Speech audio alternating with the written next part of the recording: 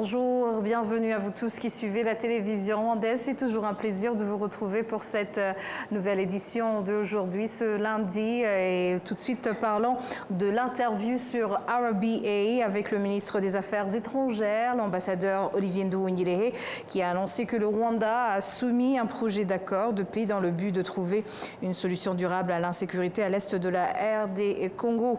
Le ministre rwandais des Affaires étrangères a déclaré que le Rwanda a accordé la priorité à la voie de la paix. C'est pourquoi il a accepté de signer le protocole d'accord entre le Rwanda et la République démocratique du Congo.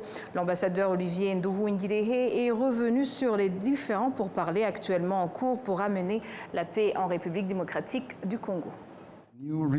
Depuis la chute de Goma et de Bukavu, il y a eu une diplomatie, des activités diplomatiques intenses dans la région qui ont donné lieu au sommet de Dar es Salaam du 8 février, qui a mis sur pied le processus de l'EAC et de la SADC, donc qui a fusionné les deux processus précédents de Luanda et de Nairobi.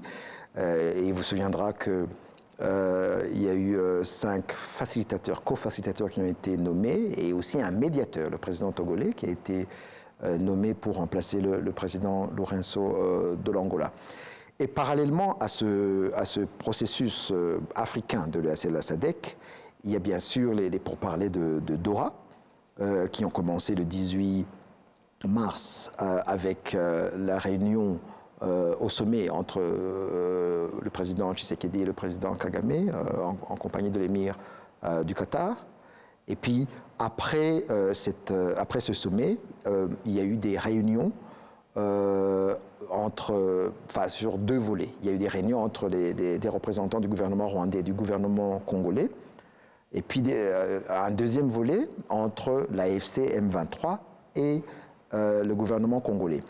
Et d'ailleurs, cela est une avancée positive, une évolution positive de la part de la RDC, puisque la RDC s'était obstinée à refuser tout dialogue direct avec l'AFC M23, ce qui a d'ailleurs fait échouer les 2 processus précédents, le processus de Luanda et de Nairobi. Et donc, il y a ces pourparlers de Doha, il y a aussi le processus, on appelait le processus de Washington. On a signé le 25 avril une déclaration de principe pour arriver à un accord de paix entre la RDC et le Rwanda. Et pour nous, donc, tous ces pourparlers, tous ces processus sont complémentaires. Mais nous estimons que le processus africain de l'EAC et de la SADC est un processus central et que les autres processus donc, sont complémentaires et vont nous permettre, on espère, qu'il y ait une paix définitive pour mettre fin à cette guerre qui a duré plus de 30 ans. Le ministre Nduhungirehe a également évoqué la coopération économique entre le Rwanda et la République démocratique du Congo, alors que les relations entre les 2 pays sont tendues depuis un certain temps. Il est revenu spécifiquement sur les pourparlers menés par les États-Unis sous l'administration de Trump. Suivez. Et le 2 mai, les 2 parties ont soumis leur contribution aux États-Unis, à la partie américaine, qui va consolider, qui va mettre en place et finaliser un projet d'accord de paix entre les 2 pays. Et nous, les ministres des Affaires étrangères, nous allons nous rencontrer dans la 3e semaine de mai pour finaliser ce projet d'accord qui aura été discuté par des experts auparavant. Et puis, on espère qu'à la mi-juin, il y aura une signature de cet accord de paix à la Maison-Blanche, donc avec le président américain Donald Trump, les 2 présidents concernés, mais également les présidents des pays ou des communautés qui ont joué un rôle dans la médiation. Le chef d'État, puisqu'il y a l'émir du Qatar, il y a le président togolais, bien sûr, qui est le médiateur africain, et aussi le président kenyan qui représente l'EAC, et le président zimbabwéen qui représente la SADC. Donc, on espère que si tout va bien, donc, on aura un accord de paix qui va nous permettre d'aboutir à une paix définitive dans la région. Le ministre des Affaires étrangères a aussi insisté sur le fait que la République démocratique du Congo doit s'engager pleinement dans la voie de la paix pour que ces différents processus puissent aboutir, car jusqu'à présent, Kinshasa a toujours privilégié l'option militaire. Puisque des accords, on en a signé beaucoup. Et le problème auquel on a fait face, c'est le manque de volonté politique de la part de la RDC à les mettre en œuvre. Et donc, pour cet accord, on insiste sur le besoin de mettre en œuvre les accords qu'on aura signés. On ne peut pas s'engager dans une négociation, d'aller à Doha, d'aller à Washington, d'aller à Luanda, Nairobi, que sais-je, mais que sur le terrain, on est toujours obsédé par une solution militaire. Et d'ailleurs, pour l'instant, c'est ça notre préoccupation. Et donc, nous avons des informations selon lesquelles le gouvernement congolais est toujours obsédé par cette solution militaire qui n'a jamais porté ses fruits. Et donc, il est important que la République démocratique du Congo s'engage pleinement dans ce processus et que les pays qui ont de l'influence sur la RDC aussi arrivent à convaincre ce pays que seul un dialogue politique franc et sincère peut nous amener à la paix. L'organisation Never Again Rwanda est l'invité des députés membres de la Commission de l'unité des droits de l'homme et de la lutte contre le génocide ce lundi. Cette organisation a appelé les autorités compétentes à suivre de près les problèmes qui menacent encore l'unité des Rwandais, notamment l'idéologie du génocide qui prévaut dans la région des Grands Lacs, le problème des traumatismes que les parents transmettent à leurs enfants, pouvant conduire même au suicide de certains et bien d'autres. Le directeur exécutif de Never Again Rwanda, le docteur Nkurunziza Joseph Yarasa, a déclaré aux membres de la commission parlementaire pour l'unité, les droits de l'homme et la lutte contre le génocide que ce n'est lorsque les institutions, y compris les secteurs primaires, des médias et de la santé, seront unis que ces problèmes pourront être résolus. Les députés ont invité l'organisation Never Again à se renseigner sur son rôle dans la mise en œuvre de la politique nationale d'unité et de réconciliation de 2020. Au cours de leur déplacement, les députés membres de la Commission des affaires sociales devraient se déplacer dans différentes régions du pays. Ce lundi, ils étaient dans le district de Luavu où ils ont participé à une activité de suivi du problème de la malnutrition et du retard de croissance chez les jeunes enfants. Il a également été ouverte par une discussion avec les dirigeants du district de Luavu pour montrer comment ils s'attaquent au problème de l'obésité et de la malnutrition infantile, ainsi que des stratégies adoptées pour résoudre ces problèmes. L'administration du district de Luavu a révélé que certains parents sont responsables de la pauvreté de leurs enfants, de la malnutrition, parce qu'ils partent à la recherche de ce qui peut faire vivre la famille et n'ont pas assez de temps pour s'occuper d'eux. Cela a conduit à certains à prendre des mesures pour leur trouver un emploi et travailler près de chez eux, car il a été démontré que la plupart des personnes souffrant de ce problème de malnutrition passent leur temps en République démocratique du Congo dans le commerce transfrontalier, une autre cause étant l'alcoolisme chronique qui provoque des conflits familiaux. Les habitants de Bangui, la capitale centrafricaine, affirment que la contribution des forces rwandaises de défense à la stabilité de ce pays a tissé des liens forts avec la population locale. Le récit de Jean Damascène Manichimé.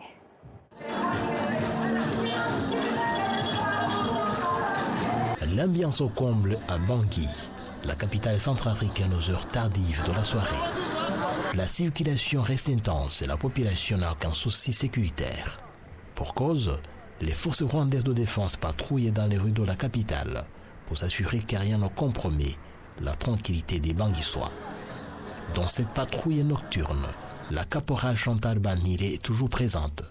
Sa tâche au sein des forces rwandaises de la mission onusienne de maintien de la paix en République centrafricaine, c'est de conduire des véhicules blindés.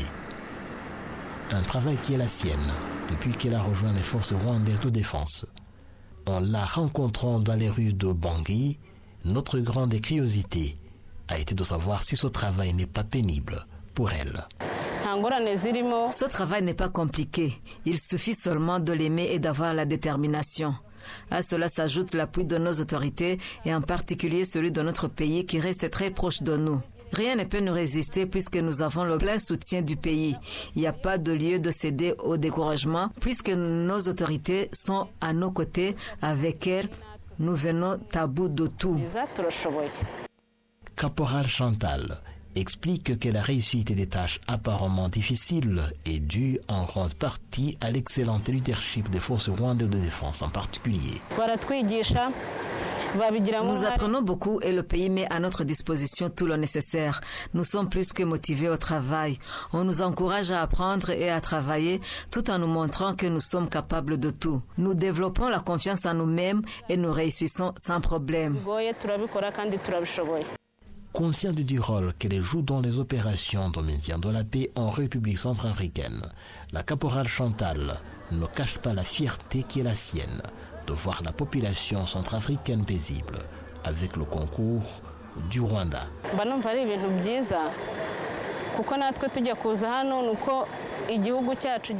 Je me sens fière de ce travail. Nous sommes ici parce que notre pays respire la paix et notre présence ici, c'est pour les aider à jouir de la paix comme notre pays. Personnellement, je ne fais pas grand-chose. C'est plutôt mon pays qui fait tout. Si je suis là aujourd'hui, c'est à cause de mon pays. S'il m'a fait confiance de contribuer à la paix dans ce pays, c'est une chose excellente et ça me réjouit de voir combien nous contribuons à la sérénité de ce pays à l'instar du nôtre.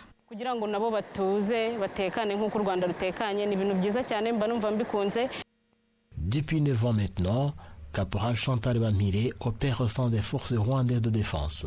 Mais qu'est-ce qui l'a poussé à embrasser cette carrière, parmi tant d'autres?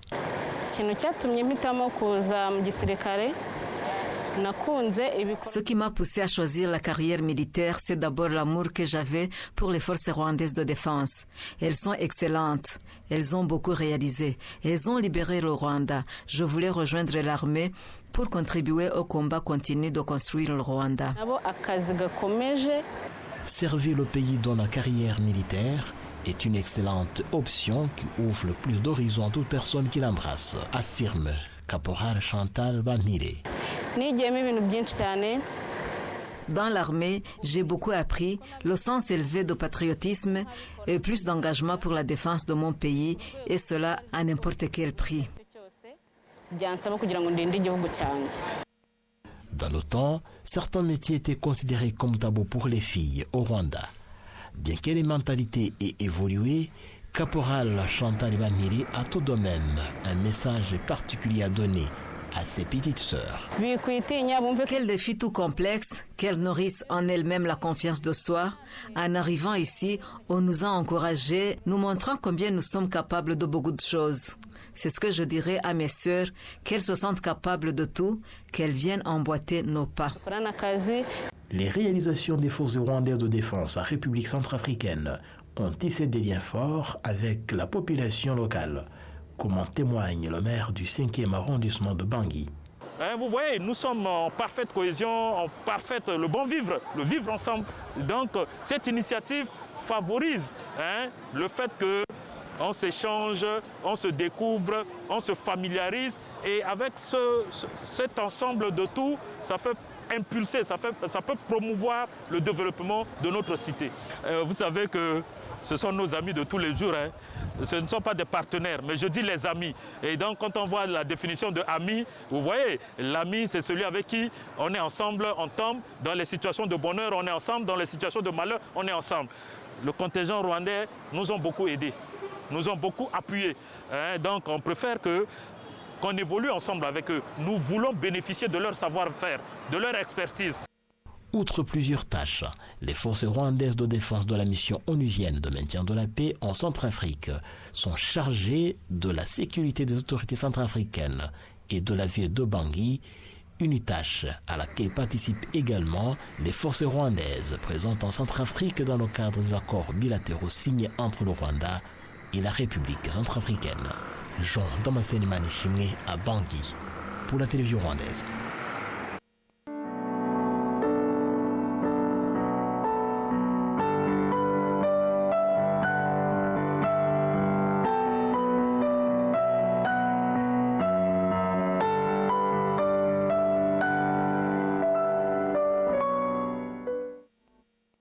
Commémoration du génocide perpétré contre les Tutsis en 1994 en secteur Kibirizi du district de Nyanza. Les survivants dont les proches sont enterrés au mémorial de Ibambiro en secteur Kibirizi du district de Nyanza réclament la construction d'un mémorial reflétant l'histoire unique des atrocités commises sur place afin de restaurer la dignité des victimes. En 1994, femmes et enfants ont été sauvagement assassinés par les Interahamwe. Monique Garongaïre, commissaire au sein de l'organisation Ibuka en charge de la santé, de la protection sociale et de la promotion du genre, est revenue sur l'histoire tragique d'Ibambiro où des femmes et des enfants Tutsis étaient attirés vers cet endroit pour être ensuite assassinés alors que ces malheureuses victimes avaient reçu des fausses assurances qu'ils seraient épargnés. Elle a exhorté toute personne disposant d'informations sur les lieux où d'autres corps ont été jetés à se manifester afin que ces corps puissent bénéficier d'une inhumation digne. L'honorable Bernadette Ouineza, vice-présidente de la Chambre des députés, a souligné que ce souvenir des enfants et des femmes de manière spécifique est une façon de reconnaître leur valeur unique. Elle a ajouté que cela démontre également que le génocide était une opération bien planifiée visant non seulement à tuer les mères qui donnent la vie, mais aussi à exterminer les enfants afin d'effacer la lignée Tutsi. Elle a affirmé que le Parlement contribuerait à la construction d'un mémorial sur le site. Actuellement, plus de 450 corps, principalement des femmes et des enfants, dont un seul homme, sont enterrés à Ibambiro. Les survivants du génocide contre les Tutsis de Murama en secteur Nyamata affirment avoir choisi la voie du pardon envers ceux qui ont participé au génocide perpétré contre les Tutsis au Rwanda en 1994, considérant cela comme l'un des moyens choisis par le gouvernement à tracer la voie vers l'unité et la résilience au cours des 31 années à écouler depuis l'arrêt du génocide. Ils ont fait cette déclaration lors de la 31e commémoration du génocide perpétré contre les Tutsis en 1994 en rendant hommage à plus de 75 familles Tutsis de Murama complètement anéanties. Les activités commémoratives à Murama ont débuté par une cérémonie de dépôt de gerbes de fleurs au mémorial du génocide de Nyamata en district de Bugesera. Dans ce témoignage, Grace Ingabire a confié avoir choisi de pardonner à ceux qui ont tué sa famille, même si aucun d'entre eux ne lui a jamais demandé pardon ni montré où il était enterré les corps de ses proches. André Habiyaberemie, représentant des survivants du génocide à Murama, composé de familles exterminées, a déclaré qu'au cours des 31 années écoulées, les survivants vivant à Murama ont choisi la voie de l'unité et la résilience pour contribuer à la construction d'un Rwanda libéré de toute division. Évoquant l'histoire sombre de Bugesera avant le génocide et les efforts de reconstruction déployés par le gouvernement au cours de ces 30 dernières années, l'honorable sénateur Adrien Umuhire a exhorté la population locale à éviter tout ce qui pourrait compromettre ces acquis, soulignant que leur préservation est la responsabilité de tous. À Murama, plus de 75 familles, dont plus de 400 Tutsis, ont été complètement exterminées pendant le génocide. Cependant, tous les corps n'ont pas été retrouvés ni enterrés dignement. Lors de la 31e commémoration du génocide perpétré contre les Tutsis à Kinihira et Kabagali, c'est en district de Ruhango, les survivants ont exprimé leur gratitude au gouvernement qui les a accompagnés dans la voie de la reconstruction de leur vie. Le ministère de l'administration locale, Dr Muyenzi Patrice, les a assurés du soutien sans faille du gouvernement dans la voie visant l'amélioration de leur bien-être et de leur développement. Kinihira et Kabagali, anciennement rattachés à la commune de Masango, figurait parmi les lieux où les Tutsis avaient retrouvé refuge à la paroisse catholique de Karambi. Ils ont été brutalement massacrés avec la forte implication des dirigeants locaux de l'époque, notamment les anciens maires de Masango et des communes voisines de Murama, Mhamo Istras et Lutiganda, Jean Damascène. Les survivants comme Iduhamaro Rosette et Hadjenimana Eugène, qui ont échappé de justesse à la mort et ont perdu leur famille dans les massacres, ont exprimé leur gratitude aux autorités actuelles qui les ont soutenus dans la reconstruction de leur vie. 13 corps ont été enterrés dignement lors de l'événement. 11 ont été déplacés depuis d'autres lieux et 2 autres ont été récemment découverts. Ces victimes ont rejoint les plus de 6000 personnes déjà enterrées au mémorial du génocide de Kabagali. Outre les personnes enterrées au mémorial de Kabagali, de nombreuses victimes ont été jetées dans des rivières comme Nyabarongo et la Kidiango. Le ministère a également souligné son engagement à entretenir le processus de réhabilitation des mémoriaux du génocide afin que l'histoire du génocide ne soit jamais oubliée.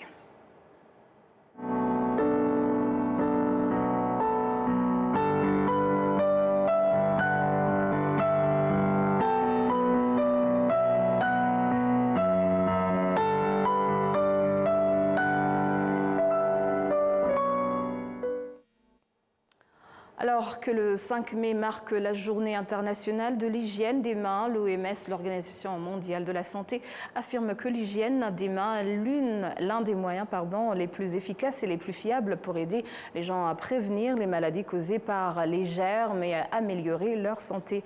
Le récit de Patrick Nyiritandi. L'OMS, l'Organisation mondiale de la santé, affirme que même si les gants joue un rôle important dans la prévention de la transmission des maladies, notamment celles causées par des micro-organismes, par exemple, en protégeant une personne contre l'infection par le sang ou d'autres fluides corporels. L'utilisation des gants ne doit pas remplacer un lavage de mains minutieux et fréquent.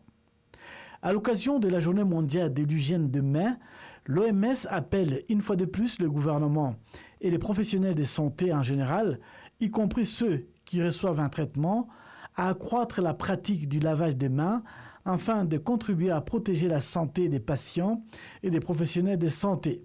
Bien que les gants réduisent les risques d'infection, ils ne doivent pas empêcher les professionnels de la santé de se laver les mains aussi souvent que possible. L'OMS, l'Organisation mondiale de la santé, affirme qu'à l'échelle mondiale, 2/5 des établissements de santé manquent encore des services adéquats d'hygiène de mains, mettant en danger la vie de 3,4 milliards de personnes. Chaque dollar investi dans le lavage des mains peut générer un impact économique de 24,6 millions de dollars américains. L'OMS affirme que lorsque les gants sont utilisés de manière incorrecte et du mauvais type, ils peuvent être une source de transmission des maladies. L'utilisation excessive des gants contribue également à la pollution de l'environnement. Les gants sont l'un des outils de base utilisés dans les hôpitaux, que ce soit lors du diagnostic, de tests ou de la chirurgie, que ce soit pour les mères qui accouchent ou pour les personnes atteintes de diverses maladies. L'OMS estime que chaque année, les hôpitaux de pays en développement peuvent générer 1634 tonnes de déchets, un chiffre qui pourrait être réduit si les gens pratiquaient l'hygiène de mains et réduisaient ainsi l'utilisation des gants.